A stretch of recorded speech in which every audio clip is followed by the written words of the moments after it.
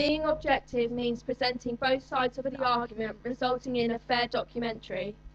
Objectivity is portrayed in Supersize Me by allowing McDonald's the chance to make a comment regarding the allegations, although the way they are presented with the chance to comment does not make it fair.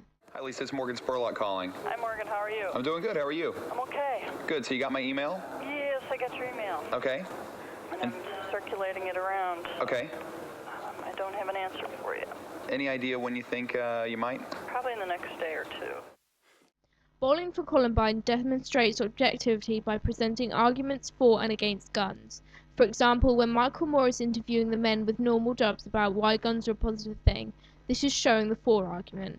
However, when Michael Moore shows clips of the victim's dad speaking at events, this is portraying the against point of view.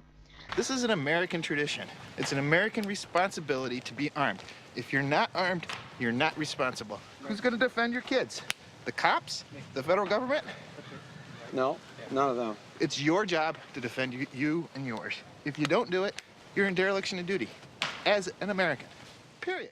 The Dispatch's documentary about the truth about Coca-Cola shows objectivity by presenting a written statement from the company at the end of the program. This is fair because Coca-Cola had the opportunity to think about what they were going to say and present it to the documentary makers.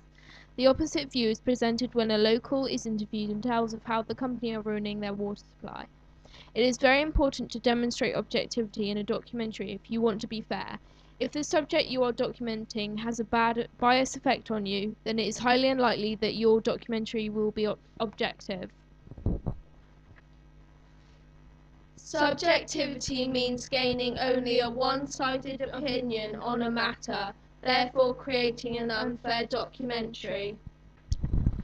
Subjectivity is demonstrated in Supersize Me, as although McDonald's were given the chance to speak, they did not offer their side. There were no representatives arguing for McDonald's, therefore there was only one view. By interviewing a large number of nutritionists, doctors, and demonstrated the point through the decrease in health of the presenter. 100 nutritionists all over America, and the results were not on track with the vast majority McDonald's talked about. Only 2 out of the 100 said you should eat fast food 2 times a week or more. 28. The animations used also betrayed that McDonald's was a joke, as animations are childish, and the animation was showing how chicken nuggets are made. Overall, this is a very subjective documentary, as opinions from McDonald's were not present, and McDonald's were made to look stupid at the end when the statement claimed that their change in menu had nothing to do with the documentary. Bowling for Columbine portrayed a subjective view, as although representatives from the for argument were asked for their opinions, Michael Moore controlled them to make sure that they had no time to prepare their answers, resulting in being unfair. Both Charlton and Kmart representatives were approached unannounced by Moore, therefore resulting in a lack of preparation for an answer. However, Moore had an extensive time to write the questions that he asked, therefore heading out to make them look stupid. This documentary is subjective, as the view against guns is present far more than for.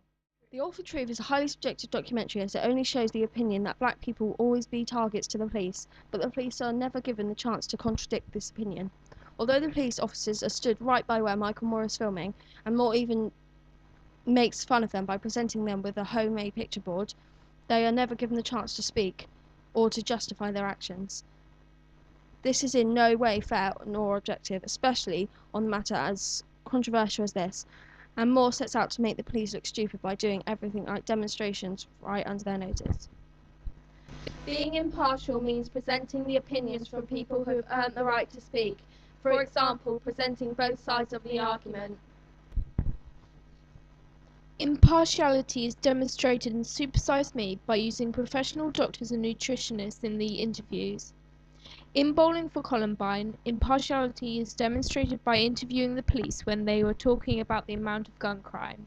Also, by interviewing the chairman of NRA, Charlton, who has earned the right to speak, as he is high up in his industry. The thin blue line demonstrates impartiality by interviewing policemen from the scene and who were working on the case at the time and who are educated in the area.